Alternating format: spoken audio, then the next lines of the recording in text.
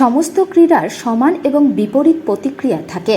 উত্তরবঙ্গ উন্নয়ন মন্ত্রী উদয়ন গুহর উদ্দেশ্যে ঠিক এই ভাষাতেই প্রচ্ছন্ন হুঁশিয়ারি দিলেন বিজেপির রাজ্য সভাপতি সুকান্ত মজুমদার।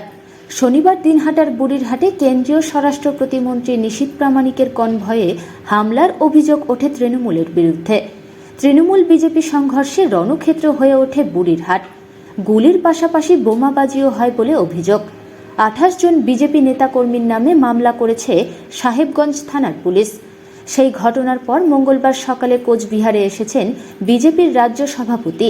এদিন নিউ কোচবিহার স্টেশনে তাকে স্বাগত জানান দলীয় কর্মী সমর্থকরা। দেখুন, ওনাকে মনে রাখা উচিত সব জিনিসেরই সমান এবং বিপরীত প্রতিক্রিয়া আছে। নিউটনের বিখ্যাত সূত্র ছোটবেলায় পড়েননি কিংবা পড়লেও ভুলে গেছেন, সেইটা মনে রাখতে বলুন, দেয়ালে ভালো করে লিখে রাখতে বলুন। সময় আসলে আমরা মনে করিয়ে দেবো। আগামীতে যদি এরকম ঘটনার পুনরাবৃত্তি হয় সেক্ষেত্রে বিজেপি কিভাবে প্রতিরোধ করবে? বিজেপি সাংগঠনিকভাভাবে প্রতিরোধ করবে। সময় আসুক, সব তো প্রকাশ্যে বলা যাবে না। আমরা জানি কোন দেবতা কোন ওষুধে সন্তুষ্ট, সেই ওষুধই দেবো। হতে পারে বলে মনে করছেন আপনারা? এই বাদরটা থাকলে হবে না। বিভাসকে ডেকেছে 56 ধারা নিয়ে কি বলছেন? 356 ধারা আপনারা জানেন যে কেন্দ্রীয় সরকারের নির্দিষ্ট নিয়ম নীতি আছে। কেন্দ্র সরকার তৃণমূল কংগ্রেসের মতো না যে নিয়ম নীতি ভঙ্গ করে সব কিছু করে দেবে। এবং আমরা নীতিগতভাবে এটাও বিশ্বাস করি না যে একটা সরকারকে ফেলে দিয়ে যেভাবে ও ক্ষমতায় আসার। আমরা লড়ে ভোটের মাধ্যমে ক্ষমতায় আসব। জনগণ আশীর্বাদ করবে। আগামীতে বিজেপির সরকার এখানে গঠন হবে। 356 প্রয়োজন পড়বে না, মানুষ তাড়িয়ে দেবে। পঞ্চায়েত নির্বাচনে সেন্ট্রাল ফোর্স দেওয়া প্রয়োজন, অবশ্যই হওয়া প্রয়োজন। কিন্তু আমার বক্তব্য হচ্ছে হাবিলদার দিয়ে করবেন না, সেন্ট্রাল ফোর্স দিয়ে করবেন না, চৌকিদার দিয়ে করবেন, সেটা নির্বাচন কমিশনের ব্যাপার।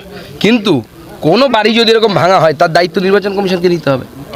আগুন লাগলে পরে তাই এখানে আগুন লাগিয়ে দেওয়া হয়েছে বাড়িতে, তার দায়িত্ব নির্বাচন কমিশনারকে নিতে হবে। আমি কোর্টকে বলবো নির্বাচন কমিশন, রাজ্য নির্বাচন কমিশনের যিনি প্রধান আছে তার উপরে এই দায়িত্ব দেওয়ার, যে কারো বাড়ি যদি ভাঙে তার মাইনে থেকে সেই বাড়ি ঠিক করে দেওয়া হবে।